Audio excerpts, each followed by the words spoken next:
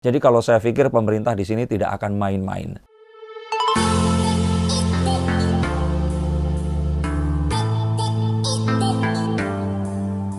Halo Sensekers, kembali berjumpa bersama saya Denny Darko. Tidak ada yang namanya misteri, yang ada adalah tanda-tanda yang kita semua coba untuk mengerti. Sebenarnya membahas tentang Buna ini kalau di YouTube akan sedikit banget viewersnya, karena memang fanbase-nya banyak kan di Instagram. Dan ya kalau kita ngitung keuntungan, sebenarnya saya mendingan bahas yang lain. Tapi di sini nggak semuanya tentang bagaimana kita cari duit di YouTube. Ada beberapa hal yang ingin saya sampaikan, karena mengingat banyak hal positif yang memang harus kita ambil dan negatif yang harus kita hindari berkenaan dengan kaburnya Buna ini tadi dari Rumah Sakit RSDC Wisma Atlet Pademangan setelah sepulangnya dari USA bareng dengan para selebriti yang lain. Nah, saya pikir sih saya memang harus membacakan tentang apa yang akan terjadi ke depannya, dan kira-kira kalau kita di posisi seperti itu apa yang harus kita lakukan, dan kira-kira akan seperti apa nasib Buna berikutnya. Kita langsung akan bacakan, tapi sebelum itu ada sesuatu yang sangat memprihatinkan. Seperti juga disampaikan oleh Kolonel Herwin B. Saputro bahwa FS yang diduga adalah oknum petugas TNI yang diduga membantu Buna untuk melarikan diri ini tadi, ternyata telah dinonaktifkan dari tugasnya. Dan diduga memang tidak ada transaksional yang melibatkan uang di sini. Hal ini menjadi bermasalah dengan kronologis, di mana pada September 2021 beberapa selebriti ini pergi ke ajang, kalau tidak salah, Fashion Week di sana ya, atau apa, saya nggak terlalu mengikuti, karena saya ingat Denny Sumargo, Luna Maya, dan beberapa artis yang lain, ada Gading Martin dan sebagainya, ini pergi ke Amerika. Dan salah satunya di sini saya lihat sih Denny Sumargo ya waktu itu ya, dia ini harus karantina juga di hotel, dan saya lihat dari Instagramnya dia menaati itu dan akhirnya juga selesai. Dan ya ada yang susah sebenarnya kalau itu dilakukan, karena hal itu memang akan menjadi konsekuensi saat kita bepergian ke luar negeri di saat pandemi seperti ini. Memang akhirnya untuk beberapa case seperti pelajar, pegawai migran dan sebagainya itu memiliki ketentuan yang berbeda. Tetapi di sini jelas jika ini terjadi, maka Buna ini dianggap melanggar undang-undang kekarantinaan dan sangat mungkin dikenakan pasal pidana karena pelanggarannya. Pada tanggal 20 September 2021, ini Instagram ini mengunggah dia ini sedang atau masih di Disneyland di California, USA. Dan gak lama berselang pada tanggal 24 September 2021, ini dia mengunggah foto sedang merayakan ultah bersama dengan anak-anaknya.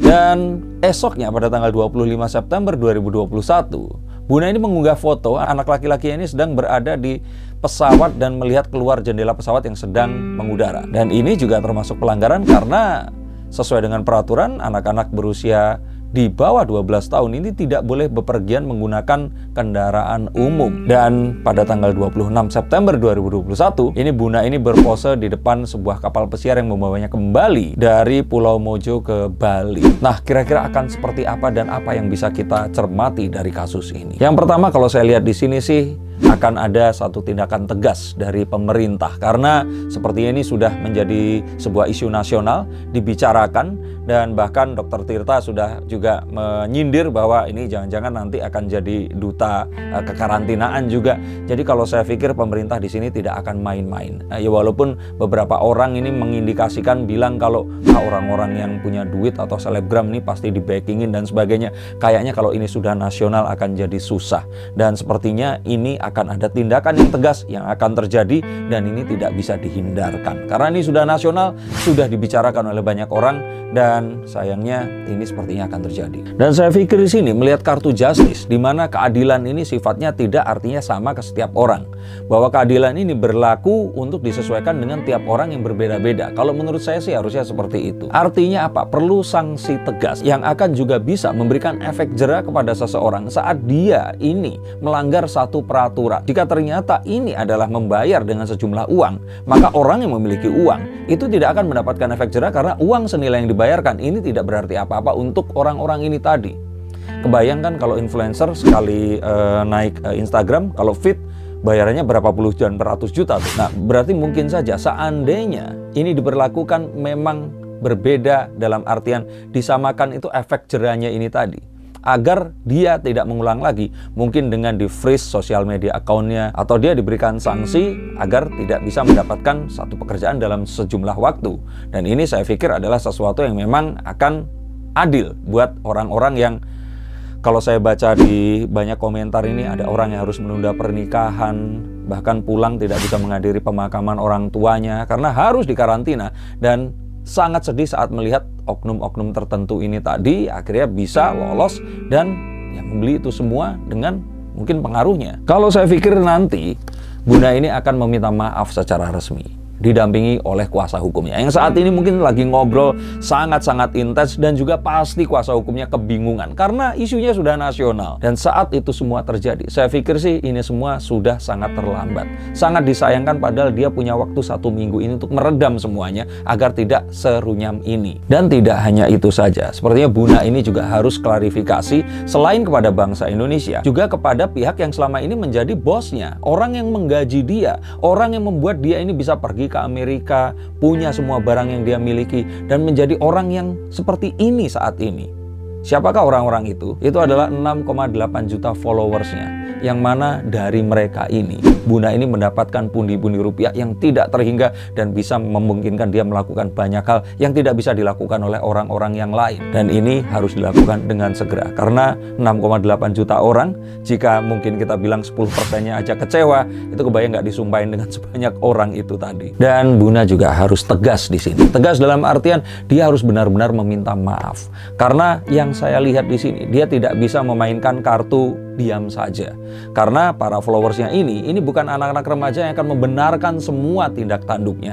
Dan ini adalah ibu-ibu dan kebanyakan wanita yang cerdas yang memang pasti akan mempertanyakan semua tindakannya ini tadi. Dan sebenarnya wajar untuk menjadi manusia terus kemudian bersalah dan meminta maaf karenanya. Tapi permasalahannya hingga detik ini belum ada pernyataan dan klarifikasi resmi dari Rachel V-nya selain video ungkapan meminta maaf yang bersifat ambigu. Dan kalau boleh saya bilang di sini, kenapa harus seperti itu? Ya ini sudah jadi resiko pekerjaannya menjadi seorang influencer yang dia harus, ya, orang-orang ini tadi kan mengikuti dia karena tindak tanduknya. Maka saat terjadi sesuatu ya dia harus melakukan apa yang influencer biasa lakukan. Ada sebuah ungkapan unik di sini yang saya lihat dari komentar dari Instagramnya. Jadi foto-foto di Balinya sepertinya dihapus di sini, tetapi ada satu Instagram yang selama setengah jam tadi saya cari-cari, ada satu hal yang lucu di sini.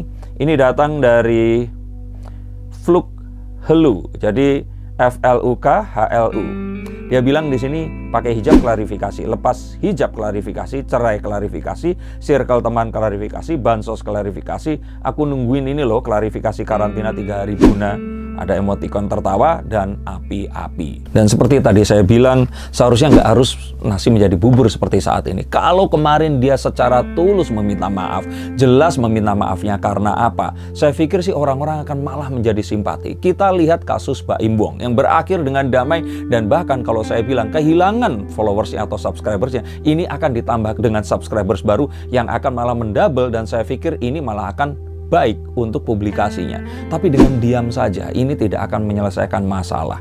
Dan saya pikir orang tidak akan pernah lupa. Kita melihat tahun lalu banyak kasus-kasus yang nggak selesai dan didiamkan. Tetapi untuk kali ini saya pikir ini adalah sebuah poin penting yang akan menjadi titik di mana dia akan melanjutkan karirnya atau dia akan stop sampai di sini.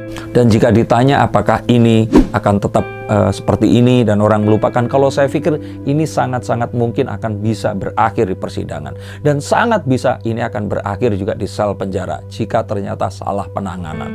Nah, kalau saya pikir di sini ini malah sebenarnya lebih berat daripada kasus Baim Wong, walaupun orang lebih membicarakan tentang Baim Wong, karena kalau menurut saya tidak ada satu undang-undang yang dilanggar untuk kasus Baim Wong. Tapi di sini ini kalau kita lihat dari unggahan sosial medianya dan yang kadung sudah dijadikan bukti oleh banyak sekali orang-orang yang sudah mengcapture itu tadi, saya pikir banyak sekali undang-undang, peraturan, dan juga ketentuan yang sudah dilanggar oleh Bunda ini. Dan mungkin dari sini kita akan tahu bahwa keajaiban yang selama ini mendapatkan uang dengan ketenaran dan juga menginfluence orang lain, ternyata juga mengandung resiko yang sangat besar. Dan saat itu tadi terjadi, kita akan tahu bahwa tidak segalanya ini bisa dibeli menggunakan uang. Dan terkadang kecerobohan kita sendiri yang menyebabkan kita harus jatuh ke lubang yang kita gali itu tadi. Tapi di luar itu, harapan saya di sini tidak ada orang-orang yang juga terus kemudian berkomentar yang buruk, karena kita melihat bahwa apapun yang terjadi, kita harus tetap bisa melihat ini secara objektif. Dan harapannya di sini, Buna dengan kelasnya sebagai influencer nasional yang memiliki sekian juta banyak follower ini bisa menunjukkan sebuah contoh yang baik tidak hanya kepada followersnya, tetapi kepada bangsa Indonesia, dan menunjukkan apapun yang harus dilakukan untuk menyelesaikan permasalahan ini. Maka jika Buna berhak untuk bahagia, saya pikir kita semua berhak untuk mendapat klarifikasi. Dan jika ternyata dia melakukan ini, apakah permintaan maaf saja akan bisa menyelesaikan? Apakah ini semua akan bisa menutup sakit hatinya orang-orang yang harus melalui semua karantina ini tadi? Dan terima kasih sudah menonton tayangan ini. Semoga kita semua bisa mengambil banyak hal positif. Dan ingat, apapun yang dilakukan oleh orang lain, lihatlah secara objektif, tidak berkomentar yang tidak pantas di sini, dan cobalah untuk mengambil banyak nilai yang ada, yang akan bisa kita lakukan, dan menghindari apapun hal negatif yang mereka kerjakan. Terima kasih, sampai jumpa, dan salam.